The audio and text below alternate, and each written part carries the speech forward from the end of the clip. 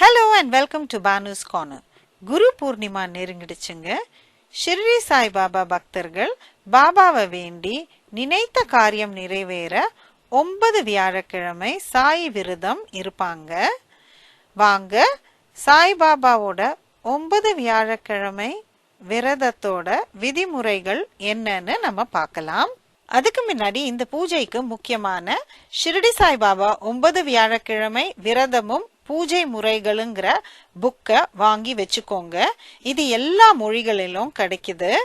இந்தியாவில் இருக்கிறவங்களுக்கு நிறைய பப்ளிகேஷன்ஸ் கோயில்ல புக் ஸ்டோர்ல மலிவான விலையில கிடைக்கும். என்ன மாதிரி வெளிநாட்டில் இருக்கிறவங்க ஆன்லைன்ல டவுன்லோட் பண்ணி பிரிண்ட் அவுட் எடுத்து வச்சுக்கோங்க. பூஜையை உங்களுக்கு வசதியான எந்த வியாழக்கிழமையிலும் ஆரம்பிக்கலாம். விரதத்தை ஆரம்பிக்கிறதுக்கு முன்ன சாய்பாபாவை மனதார வேண்டி அவர் நாமத்தை சொல்லி ஆரம்பிக்கணும். இந்த விரதத்தை ஆண் பெண் குழந்தைன்னு யார் வேணாலும் செய்யலாம். நம்ம மனசுல இருக்கிற காரியம் நிறைவேறணும்னு நினைச்சு தூய மனசோட சாய்பாபாவை பிரார்த்தனை செய்யணும். உங்க சௌரியத்துக்கு ஏற்ப காலையிலேயோ சாயங்காலமோ சாய்பாபா போட்டோ இல்லைன்னா விக்கிரகத்துக்கு பூஜை செய்யணும். இந்த விரதத்தை திரவ ஆகாரங்களான பால், டீ, காபி, தண்ணி மற்றும் பழங்கள், இனிப்பு சாப்பிட்டு செய்யலாம். இப்படி நாள் முழுதும் செய்ய முடியாதவங்க ஒருவேளை, அதாவது மத்தியானம் இல்லைன்னா ராத்திரி உணவு எடுத்துக்கலாம். நாள் முழுதும் பட்னி இருந்து இந்த விரதத்தை செய்யக்கூடாது. ஒரு சுத்தம் செய்யப்பட்ட மரப்பலகை இல்லைன்னா ஆசனத்துல மஞ்சள் துணிய விரிக்கணும். பாபாவோட படம் இல்லைன்னா விக்கிரகத்தை சுத்தமான தண்ணி வச்சு தொடச்சு அந்த மனை மேல வச்சிடுங்க. அப்புறம் பாபாவுக்கு சந்தனம், குங்குமம் போட்டு திலகம் வச்சிடுங்க. மஞ்சள் நிற பூக்கள் கிடைச்சதுன்னா அதை மாலையா பாபா படத்துக்கோ விக்கிரகத்துக்கோ போட்டுட்டு தீபம், ஊதுபத்தி ஏத்துங்க. உங்களால முடிஞ்ச பிரசாதமா பழம், கற்கண்டு, இனிப்பு மாதிரி நெய்வேத்தியத்தை படைச்சு பாபாவை வணங்கணும். இனி பாபாவுக்கு பூஜை செய்யலாம். இதுக்கு ஷிர்டி சாய் பாபா 9 வியாழக்கிழமை புக்ல போட்டிருக்கிறபடி பூஜை முறைகளை நீங்க செய்யணும். முதல்ல முன்னுரையும் பூஜை விதிமுறைகளும் போட்டிருக்கோம், அதை படிச்சு பார்த்துக்கோங்க. அதுக்கப்புறம் முக்கியமான விரத கதைகளை படிக்கணும். அதுக்கப்புறம் சாய் ஸ்மரன், தத்தா பவானி, சாய் பவானி, சாய் சாலிசா படிக்கணும். அப்புறம் 108 நாமம் குரு ஓம் சொல்லி அர்ச்சனை செய்யணும். இதோட ஷிர்டி சாய் அஷ்டோத்திரமும் சொல்லி அர்ச்சனை செய்யலாம். இந்த அஷ்டோத்திரம் புத்தகத்துல கிடையாது. நான் ஷிர்டி சாய் அஷ்டோத்திரத்தை ஏற்கனவே நம்ம சேனல்ல போட்டிருக்கேன். அதோட லிங்கை நான் கீழே டிஸ்கிரிப்ஷன் பாக்ஸ்ல கொடுத்துருக்கேன், பார்த்துக்கோங்க. அர்ச்சனைக்கு பூக்கள் பயன்படுத்தலாம், இல்லைன்னா அக்ஷதையோ நாணயங்களோ பயன்படுத்தலாம். நான் 108 குரு ஓமுக்கு அக்ஷதையும் ஷிர்டி சாய் அஷ்டோத்திரத்துக்கு நாணயங்களும் பயன்படுத்தியிருக்கேன்.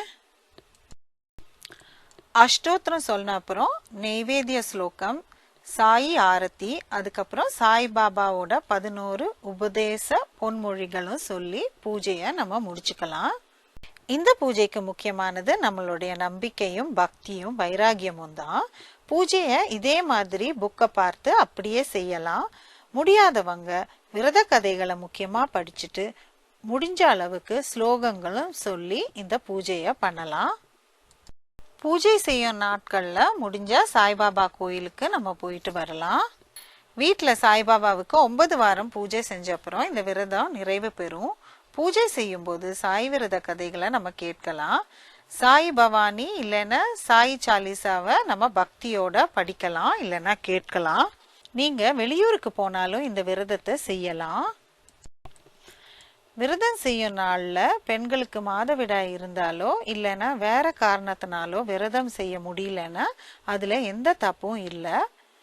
அந்த வியாழக்கிழமைய கணக்குல எடுக்காம மற்றொரு வியாழக்கிழமைய தொடர்ந்து விரதம் இருந்தா 9 வியாழக்கிழமைகள் நிறைவு செய்ய முடியும்.